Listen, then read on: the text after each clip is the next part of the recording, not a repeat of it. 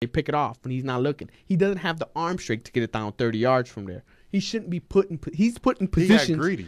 He got greedy. Yeah, that's because all it was. Because he saw the guy wide open. Yeah, he got saw greedy. Jason Witten was wide open. Yeah, and that's one of those games when you're coming back to what you just said. You put the blame on Jason Garrett because if you're the offensive guru coming out of Princeton and you're the play caller, if you're up 14, 21 points, why are you not running the damn ball? My whole thing is this. You have guys that want to make Tony Romo a top 5 to a top 7 quarterback. He has not done it when it matters the most. But he's a top 10 quarterback, though. If we go to the top 5, excluding Manning, Tony Romo is not even better than Eli Manning right now. Eli Manning has a better. No, yeah, of course. I can laugh at stats. Eli right now is in the top 50 for the most wins for quarterback. He's a better quarterback. But if we look at it, we go, Phillip Rivers has had a better career than Tony Romo. I wouldn't agree with that. I would not. How many playoff wins does your guy got? How many playoff wins does my guy got? I would not agree with that. How many playoff wins does Tony Romo got? In Dallas, in the Big D, where you have to win. He has 1 playoff games. This guy has at least 3. He has at least 3, but what is San Diego? San Diego's more known for choking than the Cowboys. I wouldn't say that. I think they're about even. And if you're looking at a team that has had subpar defenses in the last few years and a quarterback has had to carry them, it's been Phillip Rivers. Okay, I'll agree that, but why has San Diego always started off horrible? Because of North Turner. The biggest mistake A.J. Smith made was hiring North Turner. The biggest mistake Jerry Jones made was putting Jason Garrett. I believe they're kind of the same quarterback. They're guys that are in the same box. My whole thing is Tony Romo has the potential to be elite, where I've seen him when he's had the opportunity to be elite against the Giants when they were favored to beat the Giants at home, when they were supposed to go beat New Orleans, the Saints, because they had more because people were saying that Romo was better than Drew Brees a couple years ago. And the Cowboys, I mean, if you look at the past 2 times they played the Saints, they've beaten the Saints in New Orleans, and last year New Orleans beat the Cowboys on Thanksgiving. Why, though? Because Roy Williams, when the Cowboys were up 4 or 5 points, Roy Williams did not go down to the ground when he caught the pass. He fumbled the ball, and then Drew Brees made that late-game drive to win the game. But the issue is he's just been put on a lot of issues where, as good as he is, because this is Dallas. This is Dallas. This is the Big D. You have to get to the Super Bowl, or it doesn't matter. I agree, but here's the thing with this year, though. Until he gets there, he's gonna be known for dropping the ball with Bill Parcells. It's not the he's in Dallas. Before Troy Aikman, who was the quarterback in Dallas? I mean, honestly, who surpassed? I mean, Staubach, a very good quarterback in his own right. The only guys in the rings right now though is Staubach and Aikman. That's the issue. When you're talking about these elite franchises, the Cowboys in the NFL, the Celtics, the Lakers, the Yankees, if you don't win, it's hard for your name to get up there. Not saying that you're not a very good player, but that's the expectation level there in Big D. Because if Tony Romo would be in Cincinnati right now, they'd be making a statue out in front of him outside. They would. I mean, but he got the misfortune to be a Cowboy. But if he wins, if Tony Romo wins 1 Super Bowl, they will put him on a mountain where very few players are. Yeah, because he has the regular season stats to prove it, though. That's the whole thing with Tony Romo. It's kind of like Peyton Manning. He was the best player, the greatest player ever in the regular season Super Bowl until he wins the Super Bowl. Exactly. Once Dallas wins the Super Bowl, once Dallas gets to a Super Bowl, he will lose a lot of stress. The problem is, where are they along? Because you're saying it yourself. This defense doesn't look like it's strong enough. The defense is not strong enough. You just lost DeMarco Murray for probably the season. He's done. He broke his ankle. So he's gone. He's gone. So now more than ever, it's on Tony Romo. Not really, though, because who was the original starter running back this year for the Cowboys? Felix Jones. And what has he done the past 2 games? It's Tampa Bay. And the Giants. What did he do versus the Giants? And the Giants have a terrible defense. But he still did. He's been doing good the past 2 weeks. Now you have to put the pressure on Felix Jones right now. Felix Jones has to step up and be that DeMarco Murray now. Because this is year 4 for Felix, is it? This is year 4 for Felix. He has a lot of money he's trying to win too now. Yeah, exactly. Because you got to think about it. This is one of those. Felix Jones has to prove himself this year because you got a guy who was in the league for 4 years even though, yes, granted, they were splitting backs between Marion Barber and Felix Jones. And Tashard Choice at the time. He was a first-round pick. And now you had a guy with DeMarco Murray, who was a rookie coming out of Oklahoma, who took over your spot when you got back from injury. There's a lot to be proven. It's not going to be an easy game for them this Sunday. And it's one of those games that this game means more to the Cowboys. To Tony Romo. Yeah. This is more about Tony Romo than it is about the whole Cowboys. No, it is the whole Cowboys because you got to look up Tony Romo. If you know why? Because Tony Romo can have a very good game this weekend. Like he did versus the Giants. But if Dallas loses this game and it's the defense's fault, I think people will blame more Tony Romo still. I believe in this instance still blame the defense. But Tony Romo can't throw any. He hasn't had any bonehead plays in the last 2 months. Exactly. So this is the very dangerous thing. You're playing the Eagles.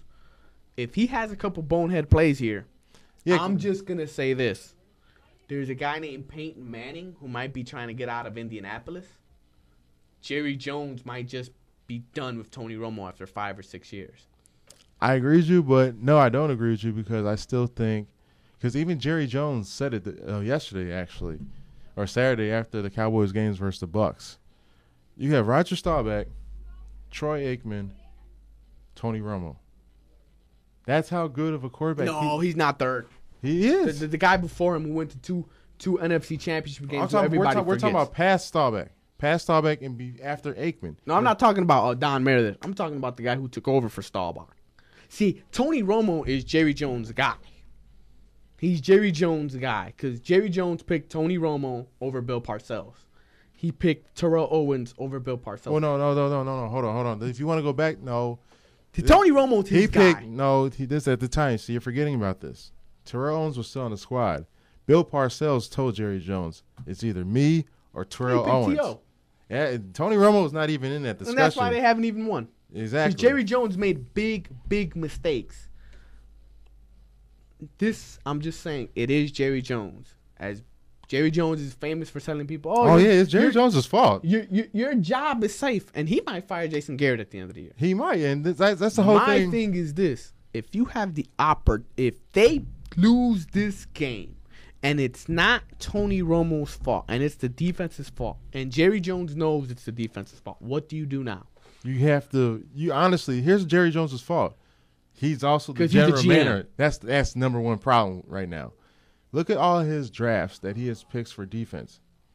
He picked Michael Jennings. He got Newman. He drafted Travis Newman and Terrence Newman. Terrence Newman and DeMarcus Ware were Bill Parcells picks. Exactly. And those were the only two guys that have played semi-decent. You have Michael Jenkins. Now here's my thing with Terrence Newman. If you're a DB, he's Dante Hall all over again. That's all he is. You should not be playing 15 yards off the ball. He's trying for the pick, but it's also not him. It's also your defensive coordinator back there telling him to be 15 yards off the ball. Exactly. Because they don't play a lot of man. They play a lot of blitz zone. Exactly, and that's what's been killing them. And Terrence Newman's actually a man cover man. He's someone that should be at the line of scrimmage because he's about 6 feet tall. He's about 220. He's a physical guy. They're not using their players to the best of their ability because they rely on DeMarcus Ware too much. I agree with you there, but here's my thing with Dallas. I'm saying as a long, diehard Cowboys fan, Dallas secondary has been trashed the past 7 years. We have not had a good – because if you want to look at it now, when the Giants – if you want to rewind now, let's rewind to the first quarter of the Giants-Cowboys game. New York Giants' first drive. Eli Manning threw an interception. But what happened, though? Terrence Newman dropped the ball. Because why? Because he went one hand. He's not trying to grab it with two hands. But that's why they play defensive back and they don't play wide receiver. But still, though, if you want to make a signature play, you have to catch that ball. Quentin Jammer did it last night, too. A lot of these corners dropped. Charles Peanut Tillman right here in Chicago has dropped at least 30 interceptions. Minimum over 10 years, 30 interceptions. There's just guys who just can't catch. It's not more about the balls they drop. It's about the tackles they miss. It's the tackles. Yeah, exactly. They are maybe the worst tackling team in the secondary in the NFL. They are. Who?